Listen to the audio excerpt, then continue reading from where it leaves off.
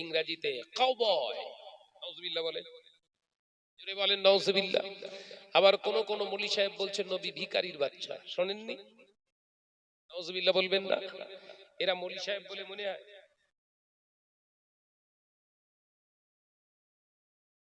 ওই জন্য এদের নাম রেখেছি সব কেলো কেলো। কি নাম রাখলো? এদের নাম হচ্ছে কেলো। এদের কথাবার্তা শুনলে কেলো কেলো মোল্লা শব্দের অর্থ কি জানেন? দুষ্টু নেতা। কি বললো? কেলো মোল্লা ভালো ডিকশনারি দেখে মানে বুঝে নেবেন। কেলো মোল্লা মানে কি? দুষ্টু নেতা। যে আমার নওজওয়ানেরা, যুবকেরা, ছেলেরা, বাচ্চারা, প্রিয় জিবরাইল আলাইহিস সালাম বললেন, ইয়া রাসূলুল্লাহ, হাবিবাল্লাহ, আল্লাহ আপনাকে যেতে বলেছে। আজকে আপনার সঙ্গে আল্লাহ পাক ওপেনলি কথা হবে। একবার জোরে বলুন না। যেটাকে বলা হয় মিরাজ। ও নওজওয়ানেরা, যুবকেরা, প্রিয় জিবরিল আলাইহিস সালাম কে বললেন, ও জিবরিল আমিন ভাই, আমি যাব আমি যাব আমি যাব আমি যাব আমি যাব। আল্লাহ পাকের ফেরেশতার সঙ্গে জিবরাইল আলাইহিস সালামের সঙ্গে নবী আমার উম্মে খানির বাড়ি থেকে কাবা বাইতুল্লাহ শরীফে আসলেন। আল্লাহ নবী 2 রাকাত নামাজ আদায় করলেন। নবী আমার দিন ও দুনিয়া বাদশাহ হাবিবুল্লাহ নবী জনাবে মুহাম্মদুর রাসূলুল্লাহ সাল্লাল্লাহু আলাইহি ওয়াসাল্লাম হুজুর আমার ওখান থেকে বেরিয়ে পড়লেন বাইতুল মুকাদ্দাস, যেটাকে বাইতুল মুকদ্দাস বলা হয়, বা জেরুজালেমে অবস্থিত মসজিদুল আকসা। আমার আল্লাহ পাক আল্লাহ তাআলা ফেরেশতা জিবরাইল আলাইহিস সালামকে সঙ্গে নিয়ে চললেন। এ নওজওয়ানেরা, যুবকেরা, আল্লাহ পাকের হাবিব বললেন, জিবরিল আমিন কিসে যাব কিসে যাব কিসে যাব? আল্লাহ পাকের ফেরেশতা বললেন, চিন্তা করবেন না, আমি জিবরিল আমিন আমার পালকের উপরে তুলবো না। আপনার জন্য আমার আল্লাহ পাক খাস একটা আরোহী রেখে দিয়েছে, সওয়ারি রেখে দিয়েছে। ইয়া রাসূলুল্লাহ, হাবিবাল্লাহ, আপনি তাতে আরোহণ করবেন, আপনি তাতে সওয়ার করবেন। ওই সওয়ারিটার নাম হলো বুরাক। ইয়া রাসূলুল্লাহ, হাবিবাল্লাহ, আপনি বুরাকে উপরে সওয়ার হয়ে যাবেন। ও নওজওয়ানেরা, আল্লাহ নবী বুরাকের উপরে সওয়ার হলেন। এক নিমেষে আল্লাহ পাকের খানায়ে কাবা থেকে মসজিদুল আকসা জেরুজালেমের দিকে গমন করলেন। জোরে বলুন সুবহানাল্লাহ।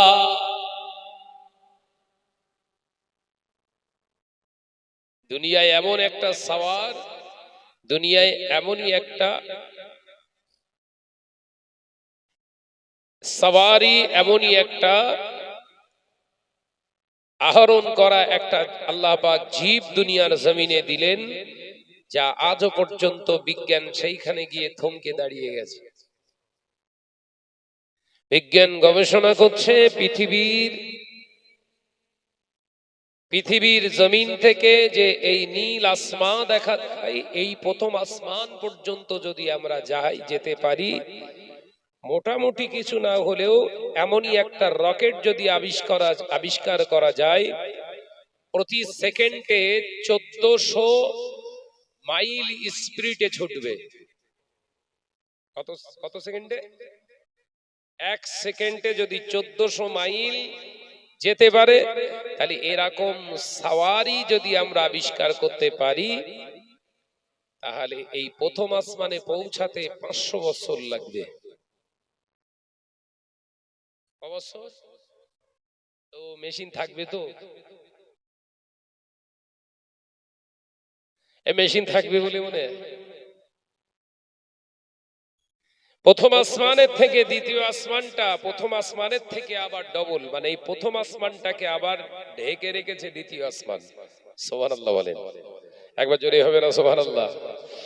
এই প্রথম আসমানে যা টাইম লেগেছে, প্রথম আসমানের মাথা থেকে দ্বিতীয় আসমানের শেষ পর্যন্ত উঠলে এর থেকে আবার ডবল টাইম লাগবে, মানে 1000 বছর। আর নবীর সাওয়ারি বুরাক, এই বুরাকের উপরে সাওয়ার হবে। বুরাকের এক একটা পালকের ঝপটায় হাজার হাজার কোটি কোটি লক্ষ লক্ষ বৎসর পেরিয়ে যাবে। একবার জোরে বলো, একবার জোরে হবে না?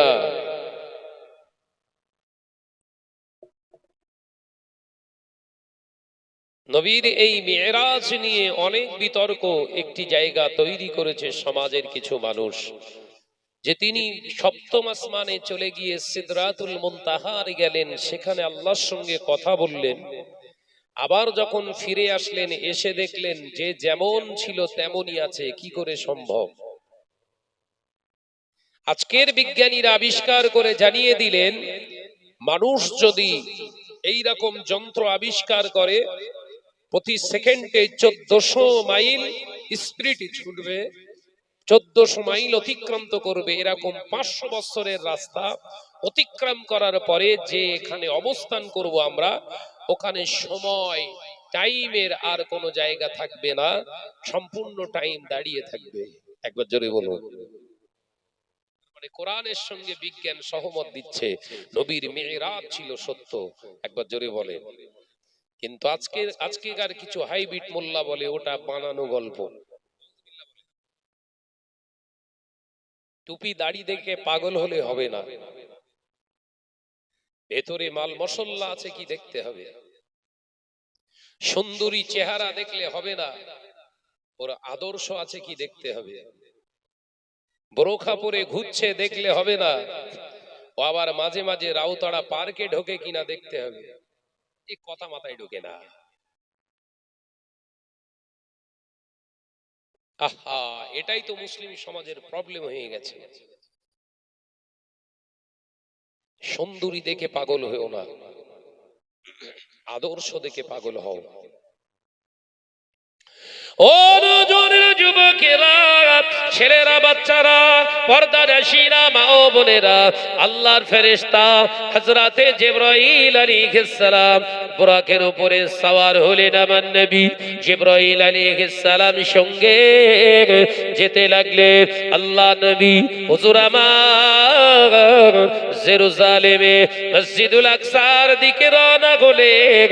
এমন সময় দেখতে পাওয়া যায় তিয়া প্রান্তরে, তিয়া উপত্যকায় আল্লাহ নবীর লক্ষ্য পড়ে গেল।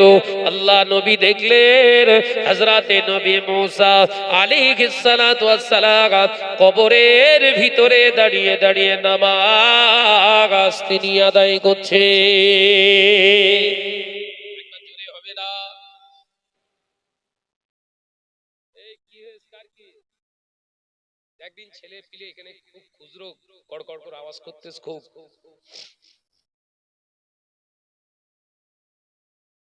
হাসছে, ধরে ধরে লিয়া, এদিক ধরে লিয়া, ওরে সব কটারে ধরে লিয়ায় আর একটা লাঠি লিয়ায়।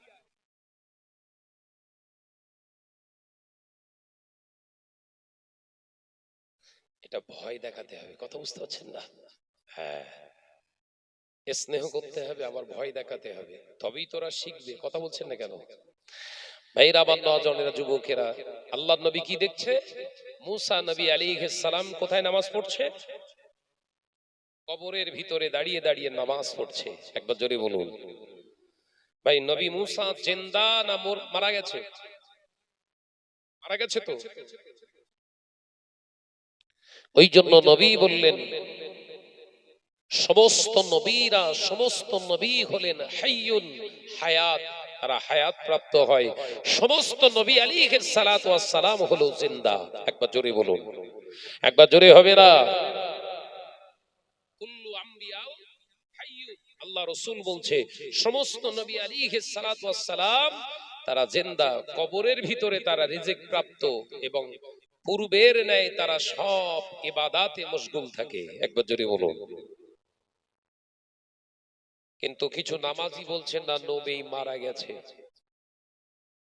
বলছে না, বলে না, কি কথা বলছেন না? তৈরি করে বলছি না, হাকিকাত। কিছু মোল্লা মলি সাহেব বলছে না, বলে না নবী মারা গেছে, বলছে তো। তাহলে সত্যি কথা বলছে না মিথ্যা? তাই বাবা, নামাজ আগে নয়, আগে নিজে হেজাফি হন এবং আদবি হন। আদবে ঈমান মেলে, বেয়াদবে শয়তান। আদবে ঈমান মেলে, বেয়াদবে শয়তান।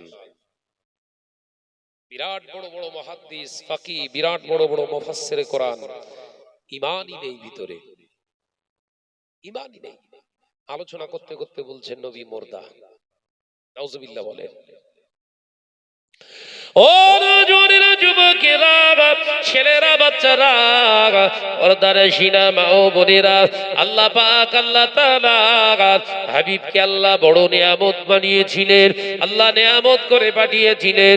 আল্লাহ পাকের ফেরেশতা জিবরাইল আলাইহিস সালামকে নবী জিজ্ঞাসা করলেন, ও আল্লাহর ফেরেশতা ভাই জিবরিল আমিন, মূসা কি করে ইয়া রাসূলুল্লাহ, হাবিবাল্লাহ? হুজুর, উনি নামাজ আদায় করছেন। মসজিদুল আকসা যে হাজির হয়ে গেলেন। আল্লাহ নবী, দয়ার নবী, বোরাকটা একটি দেয়ালের গায়ে বেঁধে রাখলেন। আল্লাহ নবী সেই বোরাকের বেঁধে রাখা জায়গাটা এখন ইহুদির বাচ্চারা দখল করে আছে। ও নওজওয়ানেরা, ওই দেয়ালে এখন তারা গিয়ে মাথা ঢোকে, মাথা ঢোকে, মাথা ঢোকে।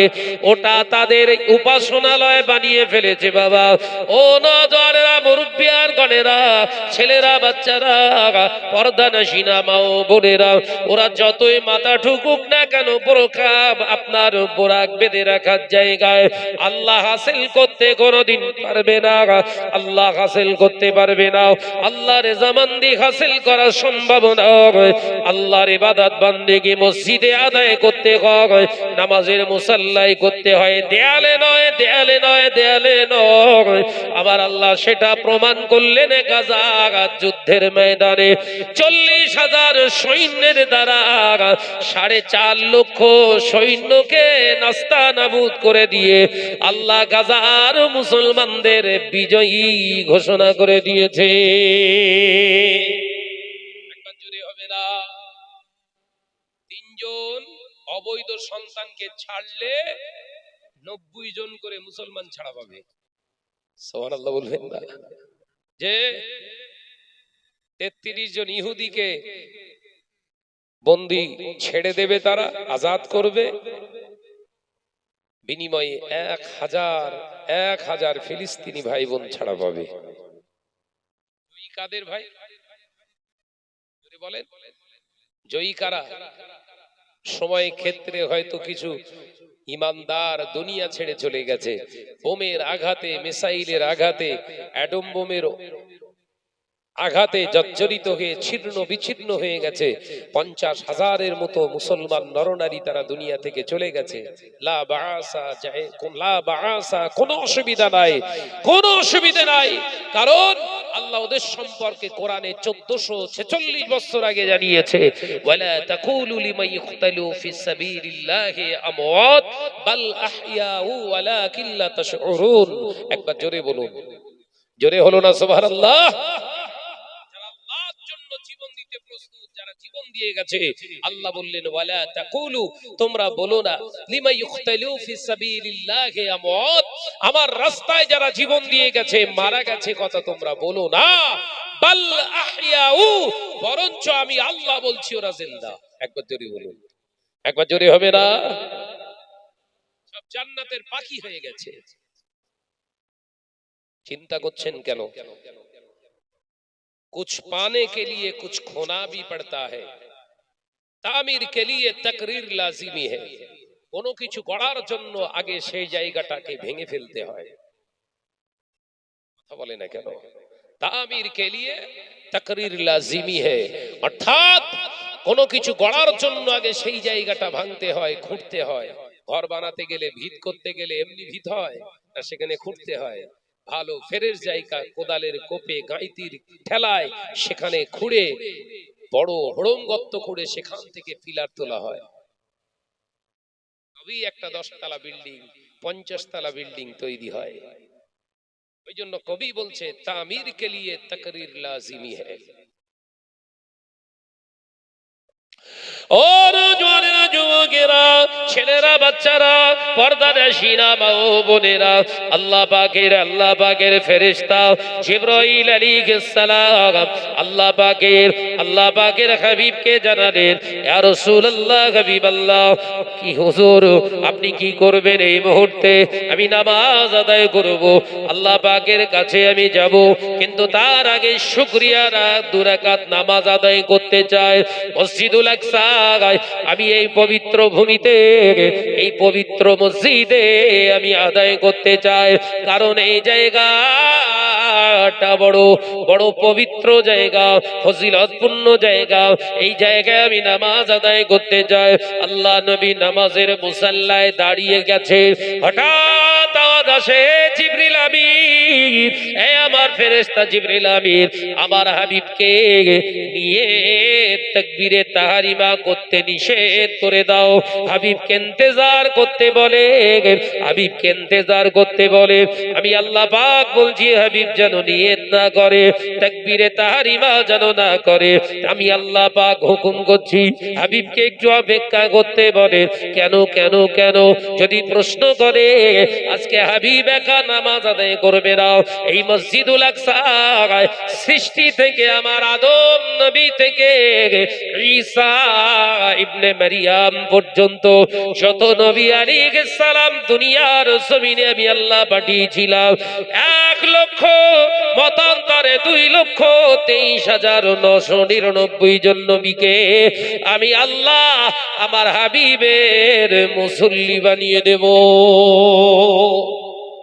ওই জোরে হলো গো, আরেকটি জোরে হবে না? নামাজ যেন না শুরু করে, হাবিবকে বলে দেন, আওয়াজির বসতে দেন, চেয়ার দেন।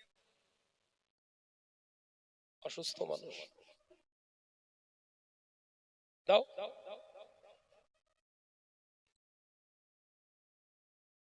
এবার আমার দিকে ফেরেন, ও হয়ে যাবে ইনশাআল্লাহ, বলে দিয়েছি মানে কাজ হবে ইনশাআল্লাহ। আমার দিকে ফেরেন। ওয়াজ বুঝতে পাচ্ছেন তো নাকি? ওয়াজ বুঝতে পাচ্ছেন তো?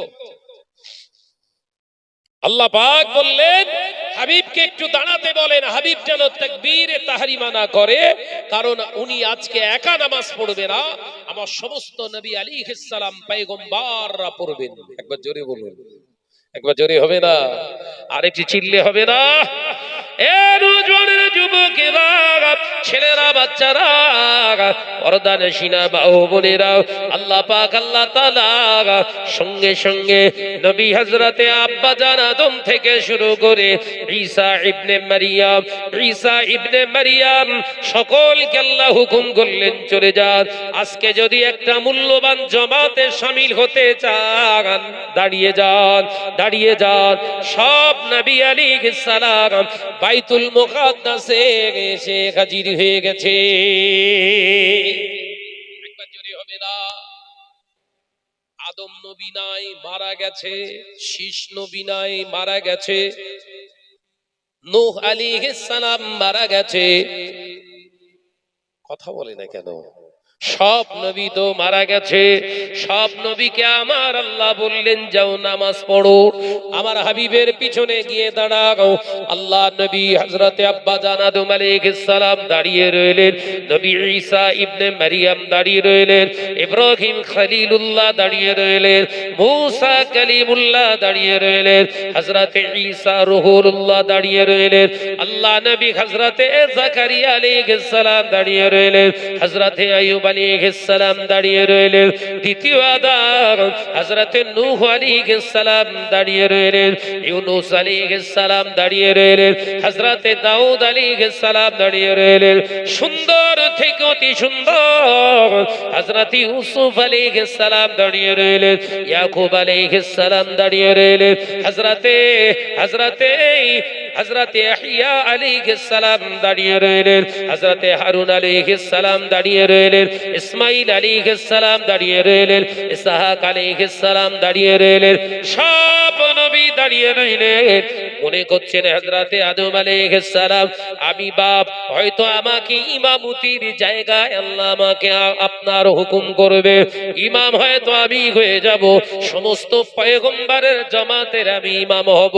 হযরতে ইব্রাহিম আলাইহিস সালাম মনে মনে করছে আল্লাহ পাক আমাকে খলিল বলে ডাকতো, আমি হলাম আল্লাহর প্রিয়, হয়তো আল্লাহ আমাকে ইমামতির জন্য বলবেন। হযরতে ঈসা ইবনে মারইয়াম বলতে লাগলেন মনে মনে হয়তো আল্লাহ আমাকে তিনি ইমামতির জায়গায় দাঁড় করাবেন। হযরতে নবী নূহ আলাইহিস সালাম তিনি মনে মনে ভাবছেন আমি 950 বছর দিনের দাওয়াত দিয়েছি, হয়তো তিনি আমাকে ইমাম বানাবেন। না না না, সমস্ত নবী আলাইহিস সালাম মসজিদুল আকসায় কাতারবদ্ধভাবে দাঁড়িয়ে রয়েছেন। আল্লাহ পাক আওয়াজ দিয়ে বললেন হাবিব ইমামতির জায়গায় যান, আজকে আপনাকে শুধু হাবিবি লাকাব নয়, আপনি হলেন ইমামুল আম্বিয়া। একবার জোরে হবে না, জোরে হবে না,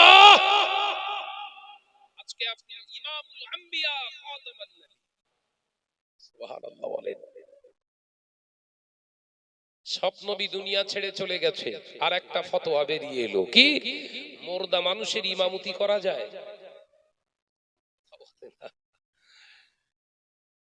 হাইব্রিড মৌলী সাহেবরা কি করে ফেঁসে যাচ্ছে দেখেছেন? সমস্ত নবী আলাইহিস সালাম দুনিয়া ছেড়ে চলে গেছেন, তাদের রূহ তাদেরকে আবার সব আনলেন আল্লাহ, তাহলে সব মুর্দা নবী দাঁড়িয়ে রয়েছে, মুর্দারা সব দাঁড়িয়ে রয়েছে, আর জিন্দা স্বয়ং সম্পূর্ণ সশরীরে দাঁড়িয়ে ইমামতি করছে। মুসল্লি মুর্দা, ইমাম জিন্দা। হচ্ছে তো? কথা বলে না। জামাত হচ্ছে তো? এখান থেকেই পরিস্ফুটিত হয়, ক্লিয়ার হওয়া যায় আসলে যেগুলো বলছে নবীরা মুর্দা ওগুলো হচ্ছে ভণ্ড। কথা বলছেন না কেন? ওগুলো হচ্ছে কি ভণ্ড। তাই টুপি দাঁড়িয়ে জুব্বা দেখে পাগল হয়েও নি বাপ, ওই পিস এসে আপনাকে ঈমান নিয়ে পালিয়ে যাবে, বডি এখানে থাকবে, ঈমান থাকবে না।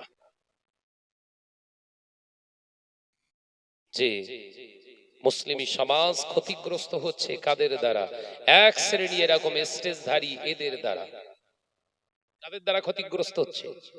মুসলিম সমাজ ক্ষতিগ্রস্ত হচ্ছে, জাহান্নামের রাস্তা ধরে নিচ্ছে কাদের? কাদের ওসিলায়? এক শ্রেণীর এইরকম স্টেজধারী মসজিদের ইমামতির জায়গায় দাঁড়িয়ে ইমামতি কারণে বলা কিছু এইরকম লেকচারার, কিছু এরকম লেখক, মুসলমান নাম করা মুনাফিকদের দ্বারা মুসলমান আজকে বিভিন্ন রকমের ফ্যাসাদে পড়ে আছে। সেগুলো খোলাসা করতে গেলেই শাহনাজ খারাপ হয়ে যাচ্ছে। তো এগুলোই যখন এরকম দলিল ভিত্তিক আলোচনা করছি তখনই শাহনাজ হয়ে যাচ্ছে অশিক্ষিত এবং জেনাখোর। দেখেছেন যে আমার নজরের যুবকেরা, ছেলেরা, বাচ্চারা, সেই জন্য নির্ভীক হতে হবে, ইমানের উপরে দাপিয়ে কথা বলতে হবে, ইমানের উপরে ইস্তেকামত দিয়ে দাপিয়ে বুক বাজিয়ে কথা বলুন। যদি শুট আউটও হয় অসুবিধে নাই, লা বাসা, কোনো অসুবিধা নাই। আল্লাহ পাক আপনার জন্য উত্তম জিনিস রেখেছে, ইন্তেকালের সাথে সাথে আল্লাহর দিদার নসিব হয়ে যাবে। জোরে বলেন, একবার জোরে বলেন না সুবহানাল্লাহ। ওই জন্য শাহনাজের ভিতরটাই ভয় নেই। ভয় কাকে করব? জোরে বলেন, আল্লাহকে ভয় করব, আল্লাহকে ভয় করব, দুনিয়ার কোন ইনসানকে নয়, দুনিয়ার কোন মানুষকে নয়। আমরা ভয় করছি এখন বেশি কাকে? দুনিয়াকে, দুনিয়ার মানুষকে। তাই তো লস হয়ে যাবে, মেরে দেবে, অপমান করবে, কেড়ে নেবে, আমার দাওয়াত বন্ধ হয়ে যাবে, হ্যাঁ আমার রুটি রুজি বন্ধ হয়ে যাবে। ভয় কার হচ্ছে? ভয় কার হচ্ছে? আল্লাহ না দুনিয়া? দুনিয়ার ভয়। এই ভয় করা আপনার ভিতরে আপনার ঈমান ক্ষতিগ্রস্ত হয়ে গেছে, তার একটা ফার্স্ট নমুনা হচ্ছে এটা। ভাইরা, আমার নজরের যুবকেরা, ভালো করে বুঝে নিন। আল্লাহ পাকের হাবিব জানিয়ে দিলেন, ও নওজওয়ানেরা, যুবকেরা, ছেলেরা, বাচ্চারা, আল্লাহ হুকুম করলেন, হাবিব আপনি দাঁড়িয়ে থাকবেন না, যান যান যান, ইমামতির জায়গায় চলে যান। আজকে আপনি ইমাম হয়ে যান। আজকে সব নবী আলাইহিস সালাম আপনার মুসল্লি হয়ে যাবে, আপনার ইক্তেদা করবে। কারণ আপনি শুধু দুনিয়ার ইনসানের নবী নয়, দুনিয়ার শুধু আপনার উম্মতের নবী নন, আপনি হলেন সমস্ত নবী দিগের নবী। সব নবীর শুধু নবী নয়, লা ইলাহা ইল্লাল্লাহু মুহাম্মাদুর রাসূলুল্লাহ। শুধু নবীদের আপনি নবী নন হাবিব, আমি আল্লাহ, আমার নবী আপনি। একবার জোরে হবে না? একবার জোরে হবে না? নারে তাকবীর! এইরকম মৌলী সাহেব যদি বলে যে নবী আমাদেরই মতো, নবী ভিখারির বাচ্চা, নবী আপনার ওই কাউবয়, নবী মুঠেগিরি করতেন, নবী পৃথিবীর জমিনে রাখাল, এই সমস্ত শব্দগুলো যদি কোনো মাওলানা, মৌলী সাহেব, ইমাম সাহেব বলে, তাদের কথা শোনা হালাল না হারাম? জোরে বলে। স্লিপ অফ টান হতে পারে, 2 ঘন্টা বা 1.5 ঘন্টা ওয়াজ করতে গিয়ে 2-4টে কথা ভুল বেরিয়ে গেছে, স্লিপ অফ টান হয়ে গেছে, টানের মুখে বেরিয়ে গেছে। কিন্তু সেই ভুলটা, সেই ত্রুটিযুক্ত কথাগুলো যখন উপস্থাপন হচ্ছে সামনে, ইমানদারের লক্ষণ হলো সেগুলোকে উইথড্র করা। এটা আমি অনিচ্ছাকৃতভাবে বলে ফেলেছি, এটা আমার ভুল হয়ে গেছে, আমি আল্লাহর কাছে তওবা করছি। আর আপনারা যারা এই কথাগুলো শ্রবণ করেছেন, আপনারাও ইস্তেগফার করুন, এই কথাগুলো নেবেন না। এটাই তো মুসলমানের কর্তব্য না? উনি যা ভুল করছে তাতে আবার যুক্তি খাড়া করছে। যুক্তিতে মুক্তি মেলা যায়? কথা বলছে না কেন? যুক্তিতে মুক্তি পাওয়া যাবে? অত সহজ? পাখাও পেয়েছো? আল্লাহ আমাদের বোঝার তৌফিক দেন, বলুন আমিন। আর জোরে বলি আল্লাহুম্মা আমিন। প্রাণ খুলে দরুদ আল্লাহুম্মা সাল্লি আলা, आवाज दिए वाला आले।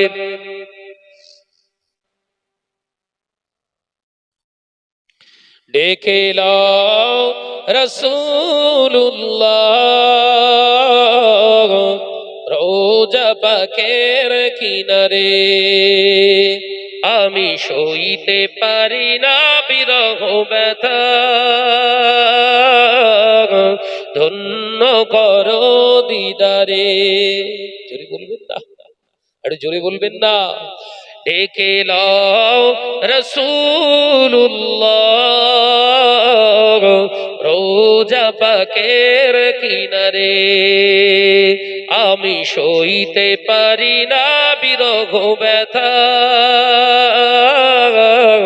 ধন্য করো দিদারে।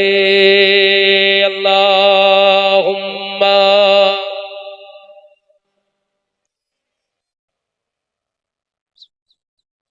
মাশাআল্লাহ। আর একটু জোরে ওয়ালা আলে।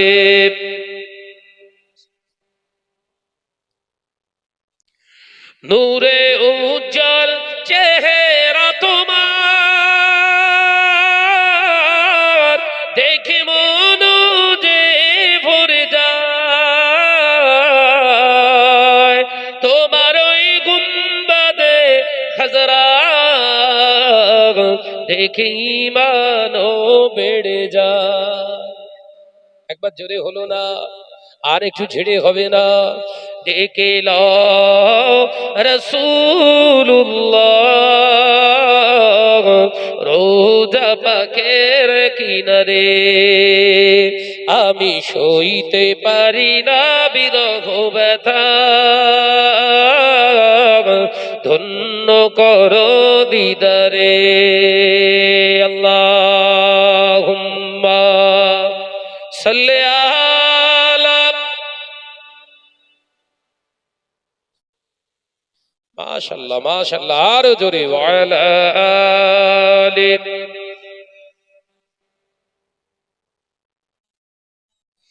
মদিনার ওই আকাশ, মদিনার ওই বাতাস, মদিনার ওই আকাশ, মদিনার ওই বাতাস, মদিনার ওই জবালে হুদ তোমাকে ও সালাম জানাই। একবার জোরে হয় না, আর একটু জোরে হবে না?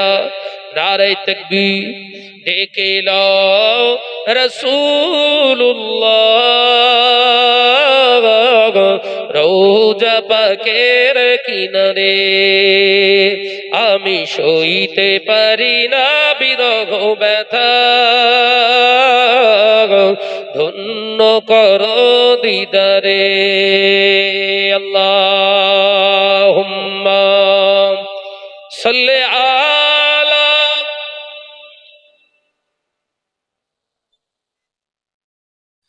ওয়া আলা আলি।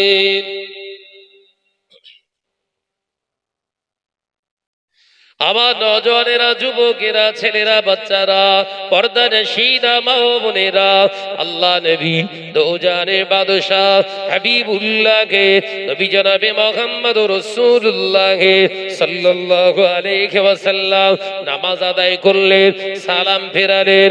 আল্লাহ নবী সাহাবায়ে, আল্লাহ নবীর সমস্ত মুসল্লি পিছনে ইক্তেদা করনে वाला সব নবী আলাইহিস সালাম আমার নবীর সঙ্গে সাক্ষাৎ করলেন। একবার জোরে বলবেন না? তাহলে মুর্দা মানুষের সঙ্গে জিন্দা মানুষের মুসাফা হচ্ছে। কপালে কি মুগুর মারতে হবে বুঝতে পেরেছেন তো? সমস্ত নবী আলাইহিস সালাম নবীর সঙ্গে মুসাফা কোলাকুলি করলেন, দোয়া করলেন নবীর জন্য। একবার জোরে বলুন না? তাহলে মুর্দা নবীরাও দোয়া করতে জানে, কথা বলে না। মুর্দা নবীগুলোও নবী দোয়া করছে তো নবীর জন্য। তাহলে ঈমান ঠিক করুন, তারপরে নামাজ পড়বেন। কথা বুঝতে পারছেন না? আগে কি ঈমান। নামাজি হয়ে লাভ নেই। 25 বছর 30 বছর ধরে নামাজ আদায় করছেন, কপাল কালো হয়ে গেছে মিয়া, রাসূলুল্লাহ আর পাচ্ছেন না, গন্ডগোল আছে, গন্ডগোল আছে। 30 বছর ধরে নামাজ পড়ছেন, দাড়ি পাকিয়ে ফেলেছেন, ইক্তেদা করে আপনার সিজদা করে উসুজুদু সেজদা করে করে কপাল কালো হয়ে গেছে, রাসূলুল্লাহর খুশবু নাকে আসছে না, প্রবলেম আছে। তালাশ করুন। কেউ আপনাকে ভালো বলছে, খারাপ বলছে, ফুলে যাবেন না, রাগ করবেন না। নিজে নিজে অ্যানালাইসিস করুন, নিজে নিজে হিউম্যানিটি আত্মসমীক্ষা করতে শিখুন। অ্যানালাইসিসের মাধ্যমে নিজেকে আস্তে আস্তে দেখবেন শুধরে গেছেন। যেদিনেই শুধরে যাবেন সেদিনেই রাসূলুল্লাহ দিদার নসিব হয়ে যাবে। একবার জোরে হবে না? কেউ আপনাকে ফোলাচ্ছে, বিরাট বড় হুজুর, বিরাট বড় বক্তা, বিরাট বড় মৌলী সাহেব, বিরাট বড় পীর, আউলিয়া, গস, কুতুব। না না, ওইভাবে হয় না। আল্লাহ ওয়ালা যারা হয় জঙ্গলে থাকলেও ওলি হয়ে যায়। জোরে বলে, আল্লাহর ওলি হতে গেলে ক্যামেরা লাগে না, পীর সাজতে গেলে ক্যামেরা অন করে বলতে হয় না। পীর যিনি হয় দুনিয়ার মানুষ তাকে বরণ করে নেয়। একবার জোরে বলুন। একটা ছোট্ট উদাহরণ দেবো, সুবিধা হবে বুঝতে। দেবো? এটা হাদিস কোরআন নয়, একটি এক্সাম্পল, আউলিয়ায়ে কেরামদের একটি তত্ত্ব দেবো, জানার দরকার আছে না নাই? খাজা বাকিবিল্লাহ রাহমাতুল্লাহ আলাইহির একজন মুরিদ ছিলেন। হযরতে খাজা বাকিবিল্লাহ রাহমাতুল্লাহ আলাইহির একজন ভক্ত ছিলেন, হালুয়া বিক্রি করেনি বলা, মিঠাই বলা। হালুয়া ফুরফুরা শরীফে জানতো নাকি? হালুয়ার দোকান আছে না? তো হুজুর কেবলার দরবারের সামনে এরকম মিঠাইওয়ালা আছে। হুজুর কেবলার বড় একটা খাসলাত ছিল, এটা বৈশিষ্ট্য ছিল কি, মেহমানদারি না করে তিনি কখনো মুখে অন্ন তুলতেন না। একবার জোরে বলুন না সুবহানাল্লাহ। আমাদের বাড়িতে মেহমান আসলে তো মাথা গরম হয়ে যায়, কথা বলে না। আর ওনাদের বাড়িতে মেহমান না গেলে ওনারা কষ্ট পেতেন, আল্লাহর কাছে কাঁদতেন, আল্লাহ আমি কি কোনো অপরাধ করে ফেললাম, আমার বাড়িতে কোনো মেহমান এলো না। একবার জোরে বলবেন না সুবহানাল্লাহ। পার্থক্য বুঝতে পারছেন তো? হযরতে খাজা বাকিবিল্লাহ রাহমাতুল্লাহ আলাইহি হুজুর বসে আছেন, হঠাৎ দুইজন মেহমান এসেছে। হুজুরের বাড়িতে মেহমান আসতেই হুজুর কেবলা ছুটে চলে গেলেন বিবির কাছে, ওগো আমার বিবি, কিছু আছে খাবার? মেহমান এসেছে, মেহমানদারি করব। হুজুর বাড়িতে দুটো রুটি আছে। কটা রুটি? বললেন আলহামদুলিল্লাহ, দুজন মেহমান এসেছে, দুজনকে দেয়া যাবে। একবার জোরে বলুন না। এখন শুধু শুধু রুটি দেয়া যাবে কি? মেহমানরা কি ভাববে, খাবে কি করে? হুজুর ওই দুটো রুটি হাতে নিয়ে চিন্তা করছে, দরবারে ঘোরাঘুরি করছে। হঠাৎ খাজা বাকিবিল্লাহ রাহমাতুল্লাহ আলাইহির ওই ভক্ত মুরিদটা দূর থেকে হালুয়াওয়ালা দেখতে পেয়েছে যে আমার পীর খুব টেনশনে আছে। ছুটে এসে দোকান থেকে কিছু মিঠাই এনে হুজুর কেবলাকে বললেন, হুজুর টেনশন করবেন না, এই নীল মিঠাই, রুটি আর মিঠাই দিয়ে একটু মেহমানদারি করুন। একবার জোরে বলুন না। ও জোরে যুবকেরা, ছেলেরা, বাচ্চারা, পর্দার শিরা মা ও বোনেরা, হযরতে খাজা বাকিবিল্লাহ রাহমাতুল্লাহ আলাইহি হুজুর আমার মিঠাই নিয়ে মেহমানদের দিলেন। খাওয়া দাওয়া হয়ে গেল, মেহমানদারের সঙ্গে কথা বললেন, চলে গেলেন, মেহমানকে বিদায় দিলেন। হুজুর এবার মনে পড়লো আমার আমার হাতে শুকনো রুটি, আমি মেহমানদারি করতে পারছি না। ও নিজে জানতে পেরে গেছে কি করে, ও নিজে মিঠাই এনে আমার কাছে দিল মেহমানদারি করতে। যায় আমি তার কাছে যাই, হালুয়াওয়ালা মুরিদের কাছে এসে পীর হযরতে খাজা বাকিবিল্লাহ রাহমাতুল্লাহ আলাইহি এসে হাজির। আসসালামু আলাইকুম। ওয়া আলাইকুম আসসালাম।